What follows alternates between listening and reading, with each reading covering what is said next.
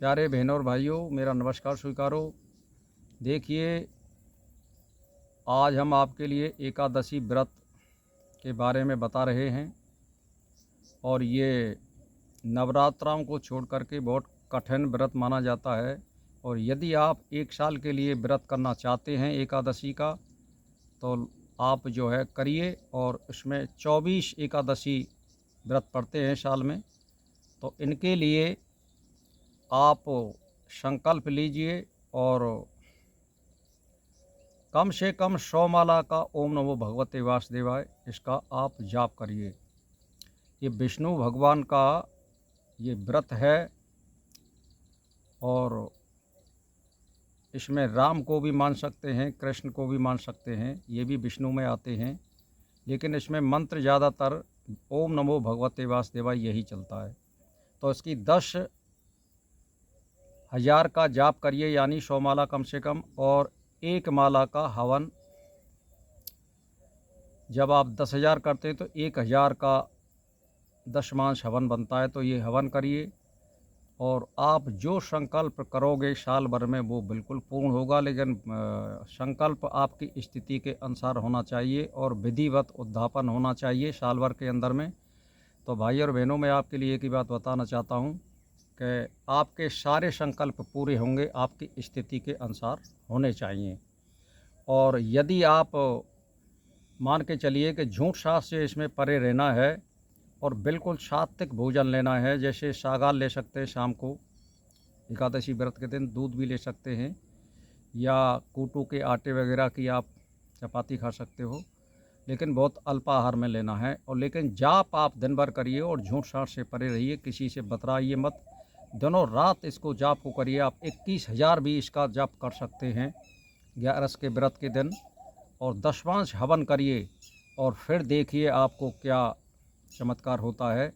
तो ये इस तरह से यदि आप करोगे 21,000 के लगभग थे तो 5 लाख का आप जाप कर सकते हो।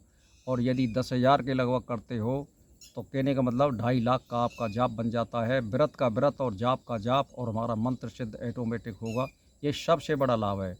तो भाई और बहनों, मैं तो आपसे एक ही बात कहना चाहता हूँ, आप सात्विक वृत्ति में रहिए, अष्टांग योग के अंदर रहिए और ईश्वर की शरण में रहिए और साधु संगत करिए, सत ग्रंथ पढ़िए। इससे ज़्यादा भला हमारा कुछ होने वाला नहीं है। और हम कोई संग माया लेकर के नहीं जा सकते, केवल हम शुभ कर्म अपने साथ ले जा सकते हैं। दुनिया में कोई कर्म ऐसा नहीं है जिसको आप साथ ले जा सकते हैं। बुरे कर्म भी आपके साथ जाएंगे और अच्छे कर्म भी आपके साथ में जाएंगे। तो हम शुभ कर्म क्यों ना करें, अशुभ कर्म क्यों करें। इसीलिए मैं आपसे एक ही बात कहना चाहता हूँ कि जो भी बने, जैसा भी बने, आप शुभ कर्म करिए, दूसरे लोगों की सहायता करिए, असहाय लोगों की सहायता करिए। और गौशाला में अगर तुम्हारे पास हो तो वहाँ भी सेवा दीजिए। यदि आपके पास धन संपत्ति है तो धन से आप सेवा दीजिए। यदि धन संपत्ति नहीं है तो शारीरिक दीजिए। कुत्ता, बिल्ली, बंदर आदि पक्षी के लिए चोगा गिरिए, बंदरों के लिए चोगा गिरिए, ये सब परमार्थ में आता है। और कोई भी असहाय स्त्री या पुरुष कोई भी हो, अपाज हो, उसकी सहायता करें आप पे जितना बन जाए। तो ये हिंदू धर्म के मुख्य स्तंभ हैं, इनको हमें करना चाहिए।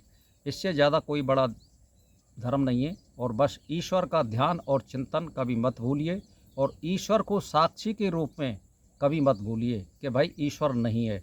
ईश्वर है, लेकिन वो ये है, न्यायकारी है और सबको चलाने वाला है और सबके अंदर है और सारी जगह पे मौजूद है। ऐसे नहीं है कि वो नहीं हो।